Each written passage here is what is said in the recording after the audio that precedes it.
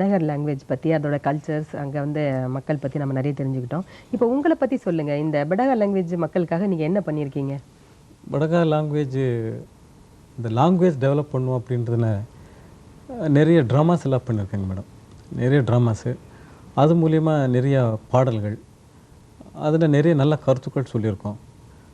அதுக்கு அடுத்தது வந்து முதல்ல நீலகிரி மாவட்டத்தில் Nilgiri academy of fine arts அப்படின்னு ஒன்று உருவாக்கி, அதில் இசை விழா, பொதுவாக மெட்ராஸ்லேயுமே மற்ற இதுலேயுமே தான் அந்த இசை விழா நடக்கும்.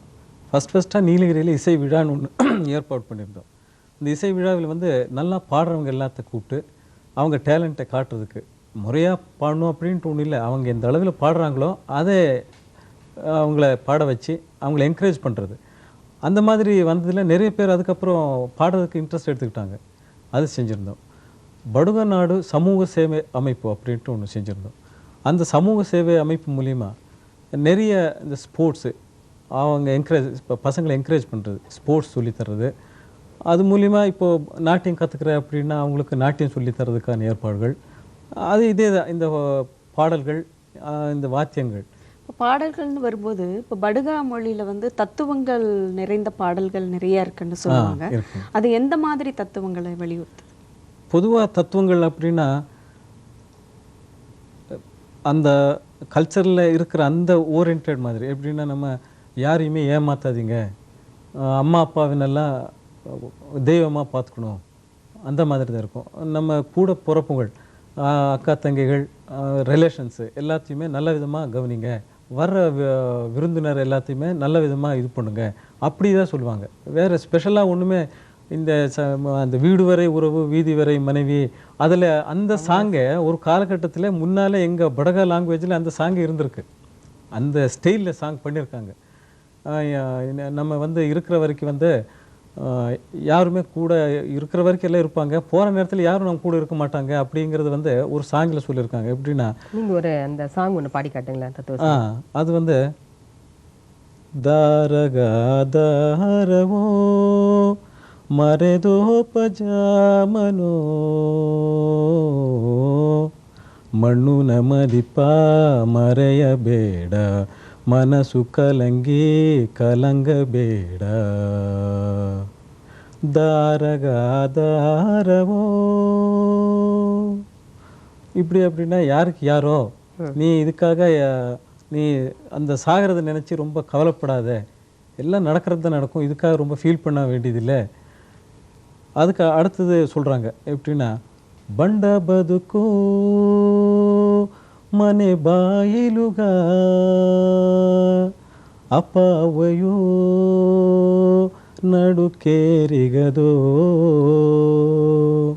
ಹೆಂಡರೆಂಬವ ಕಟ್ಟಿಲು ಕಾಲುಗದೋ, ಮಕ್ಕ ಮರಿಯೋ ದೂವೆ ದಾರಿಗದೋ, ಕಡೆಸಿಯ ಜಾಮನುಗೆ ಅಲ್ಲಿ ಗವ ಎಂದು ಬಪ್ಪದಾರ.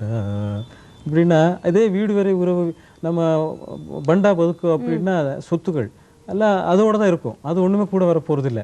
அம்மா அப்பா அவங்க வந்து அந்த அந்த ஆள் போன பின்னால் ஒரு குறிப்பிட்ட தூரம் வரைக்கும் வருவாங்க. அதுக்கு அடுத்தது ஒய்ஃபு, அவங்க அந்த இதை எடுத்துகிட்டு சடலத்தை எடுத்துகிட்டு போகிற வரைக்கும் வருவாங்க. பசங்க கடைசி சுடுகாடு வரைக்கும் வருவாங்க. அதுக்கப்புறம் உங்க கூட யார் வர போகிறாங்க? அதை ஒரு ஒரு ஒரு 50-60 வருஷத்துக்கு முன்னாடியே இதை வந்து இந்த மாதிரி எழுதியிருக்காங்க. இதை நீங்கள் தான் வந்து முதல் முறையாக வந்து ஃபோக் சாங்ஸ் வந்து படகா லாங்குவேஜஸ் வந்து சிடியில் கொண்டு வந்திருக்கீங்க. நீங்கள் அது எப்படி கொண்டு வந்தீங்க? அதுக்கு உங்களுக்கு யார் ரொம்ப ஹெல்ப்ஃபுல்லாக இருந்தாங்க? யாரெல்லாம் பாட வச்சுருக்கீங்க அதில்?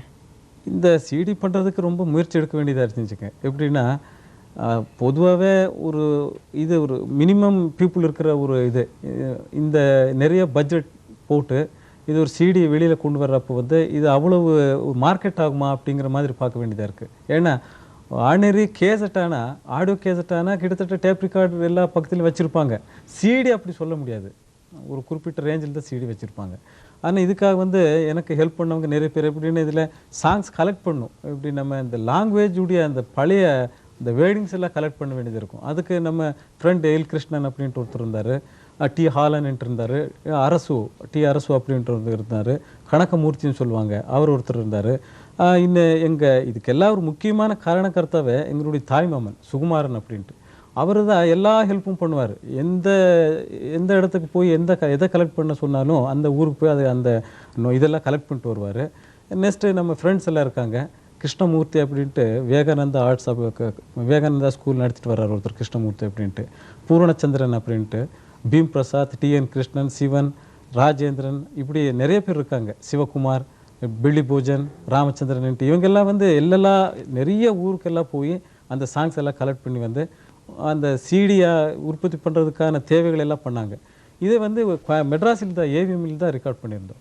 இப்போ படுகாஸ்னு பார்த்துட்டிங்கன்னா அவங்களுடைய ஆடல் பாடல்களே பிற மொழி மக்களே ரொம்ப கவர்ந்தவங்க. ஆமாம். இப்போ அவங்களுடைய மக்கள் தொகை எப்படி அதிகரிச்சுட்டு இருக்கா, இல்லை எந்த மாதிரி நிலையில் இருக்கு?